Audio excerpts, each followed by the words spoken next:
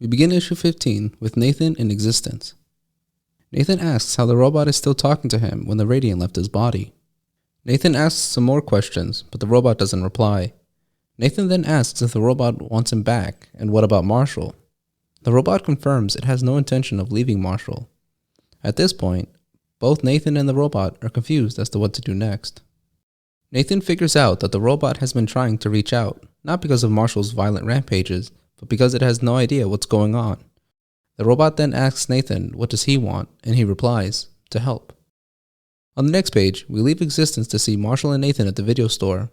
We learn that there's a short fan film in production about Radiant Black versus Blaze from the Cal series, and Marshall isn't thrilled about it. So I need to mention the Cal series and its place in the Supermassiverse. In a tweet, Kyle Higgins confirmed that the Cal movies in Radiant Black are based on true events that happened in the 1960s. So I guess one day I'm going to have to cover Cal too. Anyways, Justine enters the store and asks to talk to Nathan. She tells him she has to go back to LA, but that they should still keep talking. She even gives Nathan some hope that his shorts have TV potential. Either way, they knew it was going to come to this and prepared to say goodbye sometime soon. It's actually funny. For the time that Nathan wasn't a main character, his life was going pretty well, but now that he's getting mixed in with the robot again, his life is starting to stink. We see Marshall and Nathan on the set of the fight. Marshall continues verbalizing his dislike for the project. They end up talking about Nathan's predicament with Justine, but he changes the topic to him admitting that he started talking to the robot. Nathan preemptively says that Marshall shouldn't worry, that they're only talking about how it's possible that the two are even able to communicate. Marshall then asks for the bad news, but there isn't any. Nathan believed that Marshall would have been upset at this information, but Marshall isn't bothered by it, at least not enough to interfere. Marshall's expression says he won't say anything, but that there is something bothering him. Nathan catches on and reiterates that Marshall is Radiant Black, and he just wants to be supportive.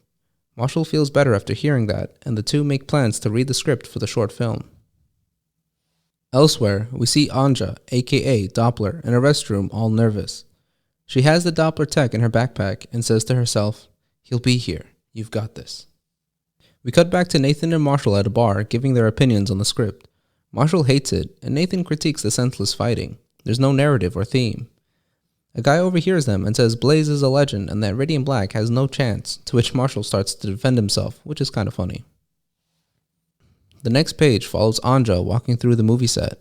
Being hyper-focused on not being seen cost her catching on that everyone's bags had to be inspected. A crew member asks if they could inspect her bag, to which she tries to say no thank you. The man grabs her backpack as she pulls away and the Doppler costume falls out. We cut back to Marshall and Nathan, where Marshall makes some good points on why he would win, when they both hear the commotion outside. They hear someone shout, "That's Doppler." The crowd and Anja are wrestling over the suit when she resorts to knocking everyone out with a sonic boom. She tries to pack up fast when she's caught in Radiant Black's stasis grab. Radiant Black takes Doppler into the skies while berating her for attempting to attack a film set. Anja says he wasn't even supposed to know she was there. Radiant Black says he's going to have to take her to the cops. At that, Anja triggers another sonic boom that breaks her out of Radiant Black's stasis. She falls, but she breaks her landing with the Doppler tech. Radiant Black flies down and follows her to a bowling alley. Doppler, however, was waiting for him. She drops several bowling balls and bowling pins and amplifies the sound to fire at Radiant Black. Radiant Black needs a minute when Doppler uses the opportunity to defend herself. She explains her medical condition to him and how the suit subsides her tremors so she can keep working on things like helping troubled teenagers put energy into music and the like. She genuinely listened to his advice from issue 11 to be better. She then throws some shade at Radiant Black for hiring a whole short film for him. Radiant Black says he has nothing to do with the film. Now, here's where her argument kind of loses me. Anja goes into Radiant Black saying how he doesn't actually want to help people, and I don't know why she says this. Is like because he's bringing her in, but like he was under the impression that she was up to no good, so I can't really blame him, nor can she. She then asks why he wants to help people, which is a weird question. He is actively using his powers to help people, so I'm not sure why his motives necessarily have to be completely pure, like Superman levels of morality. It's a weird question. I think she's just trying to guilt trip him into not bringing her in, but whatever. Anyways, she walks away telling Radiant Black to take his own advice and thanks him for the charge. We cut to way later on the set when they're in the middle of filming. The real Radiant Black crashes the set saying they're in violation of copyright. He finds the director and starts berating him. He's genuinely pissed. Look at his eyes. Jesus, man, calm down. Marshall keeps going into the director and keeps getting angrier and angrier until he spots Will Friedle. Radiant Black changes his tune when he sees that they hired Batman Beyond to play him.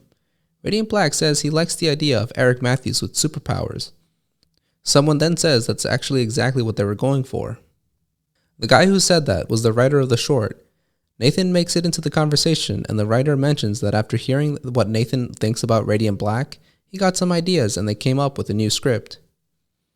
Radiant Black comes around and offers to do some of the visual effects himself, on the one condition that they change the ending a bit. If you actually want to see this fight fully animated, check the link in the description. It's actually pretty good. Anyways, it's another day and the two friends talk about how the short film was great. They talk about Doppler and how Marshall let her go because she just needed a recharge for her tremors. Marshall then talks about on what he's been thinking about. He wonders if the people who siphon off the Radiant have an effect on him, which is a pretty good point. Marshall has been getting angrier and quicker to violence as time goes on, which is fairly departed from how he was at the beginning of the series. They change topics, and Nathan says that if Marshall doesn't want him to talk to the robot, he won't. Marshall says it doesn't bother him that Nathan is talking to the robot, it's just that he's concerned that the robot reaches out to Nathan, but not him. Marshall opens up and says that he genuinely wants Radiant Black to be his thing, that he wants to do this his way, that this is something that belongs to him.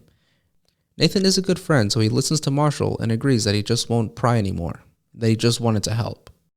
Before we end issue 15, we see Anja watching a Radiant Black interview. She gets angry over the hypocrisy when Shift phases into the room. He straight up says that they're going to take the Radiant out of Radiant Black and could use her help. She barely hesitates and says she's in. Issue 15 was actually a pretty short read. There wasn't much going on in terms of plot. The key takeaway is that Radiant Black's rogue gallery is gearing up for some revenge. Well, that's everything, so thank you for watching, guys.